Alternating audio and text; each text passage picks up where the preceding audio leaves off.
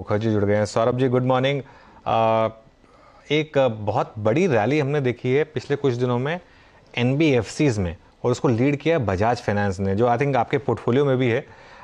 ये यहाँ पर मार्केट क्या इंडिकेट कर रहा है कि इस तरीके की जो ज़बरदस्त तेज़ी बनी है, इसके पीछे रीज़न क्या है, और आपका व्यू क्या है इसको लेकर? देखिए, बजाज में तो हमारी काफी सालों से पोजीशन है। मेरे को कुछ समझ नहीं आता, लोग इतना। सौरभ, सॉरी, मैं आता हूँ सौरभ के पास वापस। जरा कुछ तकनीकी प्रॉब्लम है यहाँ पर, वो फ्रेम फ्रीज हो गया। मार्केट में हल्की सी रिकवरी है हालांकि, निफ्टी में ख़ास तौर से, और बैंक निफ्टी भी कोशिश कर रहा है उस सपोर्ट पर आने की। लेकिन सौरभ के पास आएंगे वापस। वीरो, कुछ और स्पॉट किया आपने? ओके, चलिए सौरभ के पास चलते हैं। सौरभ, सॉरी, वो अपना पॉइंट पूरा करिए बजाज फाइनेंस पर। मैं बोल रहा था, बजाज फाइनेंस काफी मेरे ख्याल से सिंपल सा स्टॉक है। अच्छी कंपनी है, दमदार ग्रोथ रही है 12-13 साल।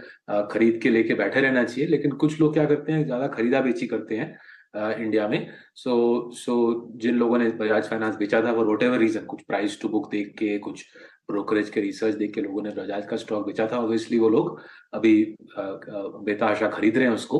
अगर आप FY23 का आंकड़ा देखें अनुज, प्रॉफिट ग्रोथ इस कंपनी की करीबन 60-70% थी, लेकिन स्टॉक FY23 में करीबन डाउन 10-20% था।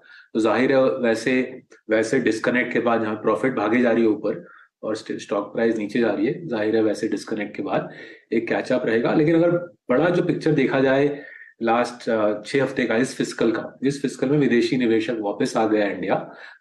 जैसे जैसे विदेशी निवेशक को समझ आ रहा है कि यूएस में बैंकिंग क्राइसिस की वजह से फेडरल रिजर्व और पॉलिसी टाइटनिंग नहीं करेगा, तो रुपी की वीकनेस पुरानी कहानी है। रुपी डॉलर स्टेबल है। विदेशी निवेशक इस फिस्कल के 6 हफ्तों में करीबन 3-4 बिलियन डॉलर डाल चुका है। और इससे बजाज फाइनेंस जैसे स्टॉक जो विदेशी निवेशक पसंद करते हैं, नेस्ले जैसे स्टॉक, एशियन पेंट्स जैसे स्टॉक, ये सारे हमारे बड़े पोजीशंस हैं।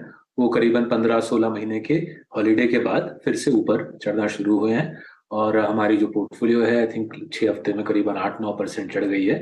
फंडामेंटल्स 6 महीने पहले भी अच्छे थे, 1 साल पहले भी अच्छे थे, 2 साल पहले भी अच्छे थे, लेकिन 1.5 साल करीबन विदेशी निवेशक इंडिया से गायब रहा, और उस दौरान इन स्टॉक्स ने कुछ खास रिटर्न दिखाया नहीं। अब उसका एक कैचअप चल रहा है अनुज। कुछ इसमें मेरे ख्याल से आश्चर्यजनक बात नहीं है, बट अगर जिन लोगों ने स्टॉक्स में निवेश नहीं किया, उनको सोचना चाहिए कि ऐसे अच्छे स्टॉक्स हमें पोर्टफोलियो में होना चाहिए या नहीं। मेरे पास है, मेरे माँ बाप के पास है ये स्टॉक्स, और हमारे 10,000 क्लाइंट्स भी मार्सलेस के जरिए के मार्सलेस के पोर्ट PMS के जरिए से निवेशित हैं इन स्टॉक्स में। ओके। अच्छा सौरभ, पिडिलाइट है क्या अभी भी आपके पोर्टफोलियो में? हाँ जी, सरकार 6 साल से है, अभी भी है। हाँ, हाँ, अभी पोजीशन है, हमको कुछ दिक्कत नजर नहीं आती। हाँ। अगर हम FY23 का प्रदर्शन देखें, हाई टीन्स में रेवेन्यू ग्रोथ रहा, 18-19% से मेरे ख्याल से रेवेन्यू ग्रोथ रहा। साल की शुरुआत में तेल के भाव ऊपर थे, पेट्रोकेमिकल्स के भाव ऊपर थे, जाहिर है थोड़ा सा मार्जिन कंप्रेशन था। बट मार्जिन कंप्रेशन आता जाता है। पीडलाइट की जो लॉन्ग टर्म ट्रेजेक्टरी है, करीबन 20% कंपाउंडिंग की, वो मेरे ख्याल से बरकरार है, इसलिए हमारे पोर्टफोलियो में काफी बड़ी पोजीशन है ये। लास्ट के 2 क्वार्टर्स के नंबर्स थोड़े डिसअपॉइंटिंग रहे हैं। आपको लग रहा है उससे कुछ खास लॉन्ग टर्म स्टोरी में फर्क नहीं पड़ेगा? मुझे ये कहानी इंडिया में काफी होता है, लोग क्वार्टरली रिजल्ट को देख के उसको कॉन्टेक्चुअलाइज नहीं कर पाते। तो ये मैंने काफी बार देखा है। लास्ट ईयर हमको इसका भारी फायदा मिला, जब लोग डॉक्टर लाल को बेवजह पहले 6 महीने में, CY22 के पहले 6 महीने में लोगों ने बेवजह डॉक्टर लाल को आधा कर दिया। बिकॉज कोविड खत्म हुई, उनको लगा डॉक्टर लाल भी खत्म हो जाएगा, बट ऑब्वियसली डॉक्टर लाल की फ्रेंचाइज कोविड से कहीं ज्यादा मजबूत है। तो डॉक्टर लाल आधा हो गया, हमने उसका पोजीशन डबल किया। फिर नवंबर दिसंबर में डिवीज लैब आधा हुआ, उसको डबल किया। TCS के आंकड़े हमको तो बहुत बेहतरीन लगे। TCS का Q4 नंबर, TCS का पोजीशन हम आगे बढ़ाते रहे। सिमिलरली पीडलाइट का अगर आप FY23 का प्रदर्शन देखें, हाई टीन्स रेवेन्यू ग्रोथ, उसमें से आप इनपुट कॉस्ट इन्फ्लेशन अगर एडजस्ट कर लो for the oil price hike in the earlier part of the year, तो हाई टीन्स रेवेन्यू ग्रोथ के साथ आपको EBITDA ग्रोथ भी अच्छी दिखेगी।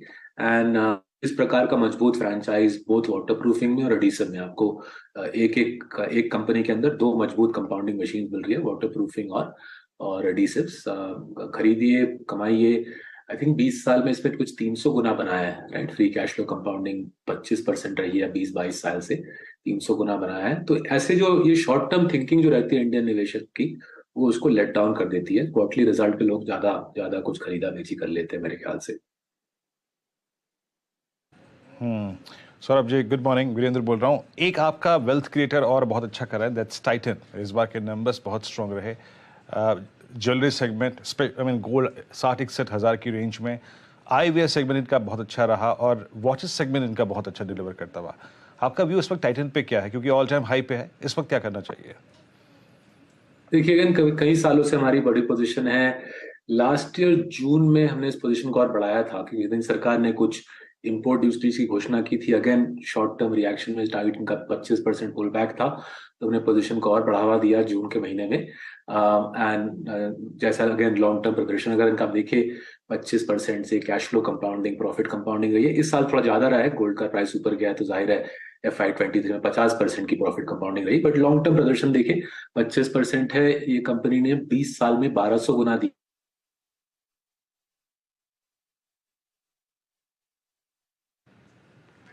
ओके अभी टाइटन पे उनके इस मत को, इनके व्यू को सुनेंगे। आई थिंक कुछ टेक्निकल बाधाएं हैं। प्लीज सौरभ जी आपका संपर्क टूट गया था, प्लीज अपनी बात को पूरा कीजिए। हाँ जी, बस बोलो ना 20 साल में 1200 गुना दिया है इस कंपनी ने, कंपाउंडिंग दिया है शेयर होल्डर्स को। और उसके पीछे जो वजह है कि गोल्ड ज्वेलरी मार्केट जो $100 बिलियन की मार्केट है हमारे अंदाजे से, उसमें टाइटन की मार्केट शेयर 8% है। विशाल मार्केट है, छोटा ज्वेलर का कुछ फ्यूचर खास है नहीं इंडिया में।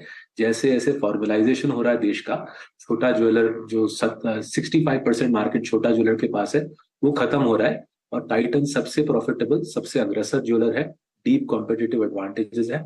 और इसलिए हमारे पोर्टफोलियो में करीबन 8-9% का योगदान, 8-9% का शेयर है टाइटन का। और कई सालों से मेरे ख्याल से रहेगा। मजबूत कंपाउंडर है, इस प्रकार की कंपाउंडर की तलाश हमको रही थी और 3 साल पहले हमने इसको एक पोजीशन बना के इसको आगे खींचा है लास्ट ईयर के वीकनेस में। अच्छा सौरभ जी, अभी आपने लोटरलाल का जिक्र किया, तभी मेरे जहन में एक प्रश्न और आया। कल मैं देख ही रहा था कि सारे के सारे जो हॉस्पिटल स्टॉक्स हैं ऑल टाइम हाई। अपोलो हाँ अपने प्रीवियस हाई से काफ़ी नीचे है, बट मैक्स हेल्थ केयर हो गया, चाहे फोर्टिस हो गया, चाहे ग्लोबल हेल्थ हो गया, सब ऑल टाइम हाई पे हैं। आपने कोई हॉस्पिटल स्टॉक लिया है क्या बीते कुछ समय पहले, या फिर अभी कोई व्यू इन स्टॉक्स पे सौरभ जी?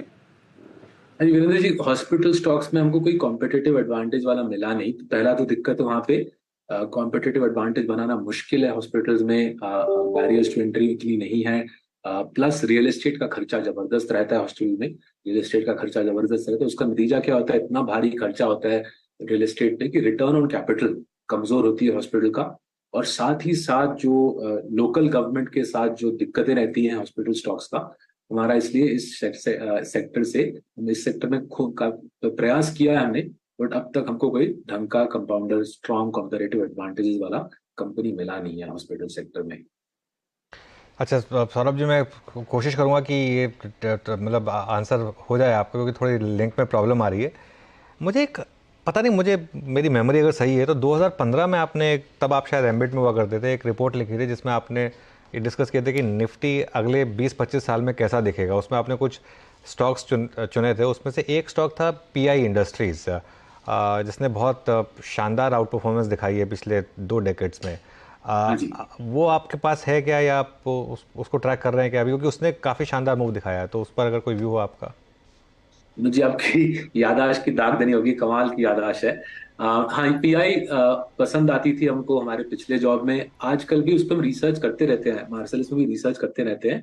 एग्रोकेमिकल का जो स्पेस है, एग्रोकेमिकल में विदेशी एग्रोकेमिकल मैन्युफैक्चरर्स के लिए पीआई आउटसोर्स मैन्युफैक्चरिंग में बढ़िया काम करता है, बायर क्रॉप साइंसेस के लिए स्पेसिफिकली।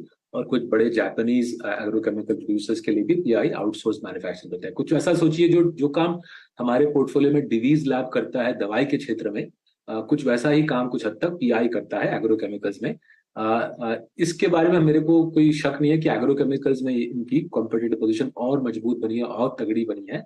जो थोड़ा सा हमको संकोच है, थोड़ा सा इसमें हम काम कर रहे हैं कि इनको फार्मा स्पेस में भी इनकी एस्पिरेशंस है। इन्होंने काफी खर्चा किया है, स्टाफ हायर किया है, एस्पिरेशंस हायर किया है फार्मा स्पेस में। उसके ऊपर हम थोड़ा सा काम कर रहे हैं। अभी तक हमको इतनी क्लैरिटी नहीं बन पाई है कि फार्मा में क्या कुछ कर सकते हैं लोग। बट एग्रोकेमिकल्स में कोई शक नहीं है कि जबरदस्त काम किया मयंक सिंघल जी ने और उनकी टीम ने। और अभी तक हमारे पास ये स्टॉक है नहीं, लेकिन हम जांच पड़ताल करते रहते हैं। पीपीआई इंडस्ट्रीज लेना चाहिए या नहीं। ओके, मिड कैप आईटी में मेरे ख्याल से आपके पोर्टफोलियो में शायद टाटा एलेक्सी और हैप्पीएस्ट माइंड्स है। दोनों टाटा स्टॉक्स। एलेक्सी है, हैप्पीएस्ट माइंड्स नहीं है। टाटा एलेक्सी हमारे ड्राइविंग जायंट्स टाटा पोर्टफोलियो में। एलेक्सी है। टाटा एलेक्सी ने शानदार परफॉर्मेंस दिखाया है इनफैक्ट, और ऑब्वियसली ये स्टॉक एक अलग लीग में रहा है। कई लोग इसको मिड कैप आईटी से थोड़ा अलग ही मानते हैं क्योंकि एआई में है और काफ़ी अलग अलग मतलब रोबोटिक्स वगैरह में है, तो लेकिन वैल्यूएशन को लेकर एक इशू रहता है कि क्या ये प्रोहिबिटिव है। अभी आप कंफर्टेबल हैं स्टॉक में, इस इन्वेस्टमेंट में? जी सर, सो हमारे पोर्टफोलियो में दो engineering R and D services stocks हैं, एलटीटीएस और Tata Elxsi. So engineering IT services थोड़ा आईटी सर्विसेज से हटके है। Engineering R and D services का काम है, फॉर एग्जांपल मानिए मानिए बीएमडब्ल्यू बना रही है अपनी ईवी, तो बीएमडब्ल्यू का जो ईवी है उसको पूरा डिजाइन करने का काम, गाड़ी कैसे दिखेगी, कैसा इंस्ट्रूमेंटेशन होगा, किस प्रकार के फीचर्स होंगे, वो सारा डिजाइन का काम टाटा एलेक्सी जैसे कंपनीज को आती है। बिकॉज ईवी हर 6-12 महीने बाद, हर 6 to 12 months ईवी का रिफ्रेश होता है। जिस प्रकार से आईफोन का रिफ्रेश होता है 6 से 12 महीने में, उस प्रकार से ईवी का रिफ्रेश होता है। इसलिए टाटा एलेक्सी का एड्रेसेबल मार्केट, उसका जो काम करने का जो स्पेस है वो काफी बड़ा हो गया है लास्ट 2-3 साल से। उस स्पेस में ऑटो डिजाइन में, ओटीटी सर्विसेज के डिजाइन में, मोबाइल फोन्स के डिजाइन में ये काफी लीडिंग प्लेयर है। 20 साल से ट्रैक रिकॉर्ड बनाई है, इंडिया का लार्जेस्ट है in this specific space about around auto and OTT and mobile phone design. जमा हुआ खिलाड़ी है, कोई कैपेक्स की जरूरत तो है नहीं यहाँ पे कुछ खास। फ्री कैश फ्लो बहुत बड़ी निकलती है, ऑपरेटिंग मार्जिन तगड़ी है, इसलिए हमने दिसंबर जनवरी के महीने में यहाँ पे पोजीशन बनाया। स्टॉक ने कुछ 2 साल 2.5 साल कुछ खास किया नहीं है, बट उससे हमको ज्यादा फिक्र नहीं होती। हम लॉन्ग टर्म व्यू लेते हैं। अगर कंपनी 20% से 20 साल ग्रो कर सके, जो हमारा एनालिसिस रहता है 20% से 20 साल ग्रो कर सके, तो फेयर वैल्यू ऐसे स्टॉक्स की अनुज होती है करीबन 100 से 150 पी। स्टॉक मार्केट यूजुअली आपको ये स्टॉक 50-60 पी में दे देती है, तो फेयर वैल्यू के मुकाबले आधे भाव में अच्छी कंपनी मिल जाती है हमको इंडिया में। ओके, चलिए फिर सौरभ जी, शुक्रिया जुड़ने के लिए हमारे साथ। मज़ा आया आपसे बात करके, और सारे इंडिविजुअल स्टॉक्स और मार्केट्स पर आपका व्यू जानकर अच्छा लगा।